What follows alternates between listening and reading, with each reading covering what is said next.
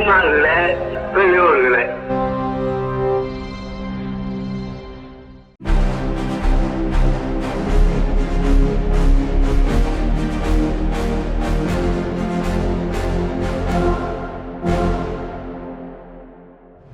அனைவருக்கும் வணக்கம். உலகின் ஒரே பகுத்தறிவு நாளேடு விடுதலையில் வந்துள்ள இன்றைய செய்திகளை பார்க்கலாம். அறநிலையத்துறைக்கு ஒரு அமைச்சர், முதன்மை செயலாளர் இருவருமே பார்ப்பனர். அனைத்து ஜாதியினரும் அர்ச்சகர் சட்டம் என்னாவது? ஒடுக்கப்பட்ட சமூகத்திலிருந்து ஒருவரையோ பெண் அமைச்சரையோ நியமித்தால் அதுதான் மாற்றம். போராடி இழுத்து வந்த சமூக நீதி தேரை பின்னுக்கு தள்ளுவதா? முதலமைச்சர் உடனடியாக விழுத்து கொண்டு அமைச்சரையும் செயலாளரையும் மாற்ற வேண்டும் என திராவிடர் கழகத்தின் தலைவர் ஆசிரியர் அவர்கள் அறிக்கை விடுத்துள்ளார். தெருநாய்கள் பிரச்சினை, இந்த தீர்வுதான் ஒரே வழி என்ற தலைப்பில் இன்றைய தலையங்கம் இடம்பெற்றுள்ளது. தமிழ்நாட்டில் மட்டுமல்ல, இந்திய நாட்டின் பல மாவட்டங்களிலும் மாநிலங்களிலும் இந்த பிரச்சனை எழுந்துள்ளது. இது பற்றி உயர் நீதிமன்றமும் உச்ச நீதிமன்றமும் பல தீர்ப்புகள் எழுதினாலும் அதனுடைய ஆணை சரியாக அமைவதில்லை.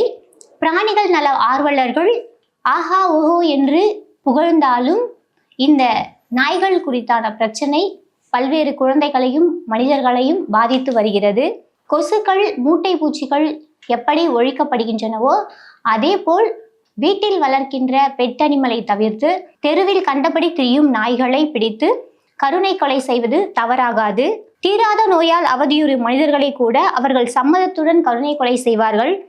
அதுபோல பொதுநலன் கருதி கடினமான முடிவுகளை சில நேரங்களில் எடுக்க வேண்டியது அவசியம் என்று இன்று தெருநாய்களை பற்றிய பல்வேறு தீர்ப்புகளை இன்றைய விடுதலையின் தலையங்கம் இயற்றியுள்ளது.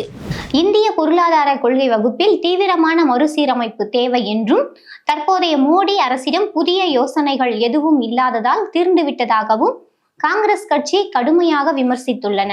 தற்போது சென்னை மாநகர காவல்துறை ஆணையராக பணியாற்றும் அபின் தினேஷ் பணியிட மாற்றம் செய்யப்பட்டுள்ளார். அவர் சிபிசிஐடி கூடுதல் இயக்குநராகவும் நியமிக்கப்பட்டுள்ளார்.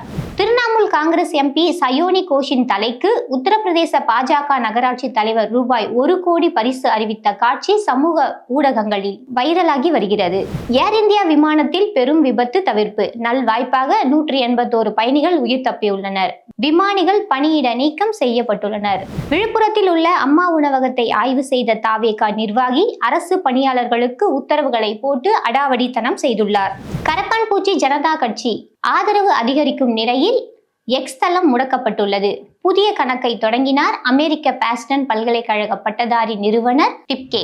பெண்கள் இடஒதுக்கீடு மசோதா நிறைவேற்றிட உடனடியாக நாடாளுமன்ற சிறப்பு கூட்டத்தை கூட்டுக. தெலுங்கானா முதலமைச்சர் ரேவந்த் வலியுறுத்தல். ஆளுநர் மாளிகையில் நடைபெற்ற அமைச்சரவை பதவியேற்பு விழாவில் தமிழ்தாய் வாழ்த்து பின்னுக்கு தள்ளப்பட்டு மீண்டும் வந்தே மாதரம் பாடல் முதலில் பாடப்பட்டுள்ளது. அரசு விழாவில் தமிழ்தாய் வாழ்த்தை 3வது இடத்திற்கு தள்ளிய தாவேகா அரசுக்கு திமுக உள்ளிட்ட பல்வேறு தரப்பினர் கடும் கண்டனம் தெரிவித்துள்ளனர். பிஎம்சி திட்டத்தை அனுமதித்தால் மீண்டும் மொழிப்போர் வெடிக்கும் என மதுரையில் நடைபெற்ற மதிமுக தென் மாவட்ட நிர்வாகிகள் ஆலோசனை கூட்டத்தில் அக்கட்சியின் பொதுச் செயலாளர் வைகோ எச்சரிக்கை விடுத்துள்ளார். குழந்தைகள் மூலம் ஜோசப் விஜய் வாக்கு கேட்ட சம்பவம் தேர்தல் ஆணையம் பதிலளிக்க உயர்நீதிமன்றம் உத்தரவிட்டுள்ளது.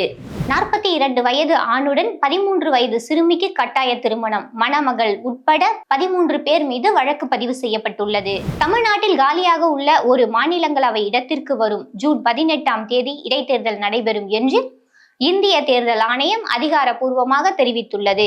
மெட்டா, அமேசான் போன்ற நிறுவனங்கள் ஆட்குறைப்பு நடவடிக்கை எடுத்து வரும் நிலையில் 60 நாளில் வேறு வேலையில் சேராவிட்டால் அமெரிக்காவை விட்டு வெளியேற வேண்டிய இக்கட்டான நிலைக்கு HP விசாதாரர்கள் தள்ளப்பட்டுள்ளனர். கோவிலுக்கு காணிக்கையாக வழங்கப்பட்ட ரூபாய் 70 லட்சம் தங்க கிரீடம் எங்கே? பார்ப்பனர்களால் விற்கப்பட்டதாக பக்தர்கள் பரபரப்பு புகார் எழுந்துள்ள நிலையில் கடவுளுக்கே பட்டை நாமமா என்ற கேள்வி மக்கள் மத்தியில் எழுந்துள்ளது. CBSE 12ஆம் வகுப்பு தேர்வுக்கான மறு மதிப்பீடு செயல்முறைகளை மறுபரிசீலனை செய்ய வேண்டும் என ஒன்றிய கல்வி அமைச்சருக்கு மார்க்சிஸ்ட் கம்யூனிஸ்ட் வலியுறுத்தல். நீட் வினாத்தாள் கசிவு விவகாரத்தில் தர்மேந்திர பிரதான் பதவி விலகும் வரை போராட்டம் தொடரும் என ராகுல் காந்தி அறிவித்துள்ளார். உத்தரப்பிரதேசத்தில் காசியாபாத்தில் சிறுமியை பாலியல் வன்கொடுமை செய்த வழக்கில் கைது செய்யப்பட்டு சிறையில் இருந்து பிணையில் வெளியே வந்த யுவா வாகினி அமைப்பின் தலைவரை அவரது ஆதரவாளர்கள் தோளில் தூக்கிச் சென்று கொண்டாடிய சம்பவம் பெரும் அதிர்ச்சியையும் பொதுமக்களிடையே கடும் கொந்தளிப்பையும் ஏற்படுத்தியுள்ளது. மேலும் இன்றைய விடுதலையில் பல்வேறு முக்கிய செய்திகள், கட்டுரைகள் இடம்பெற்றுள்ளன. வாசகர்கள் அவற்றை படிக்கவும். நன்றி.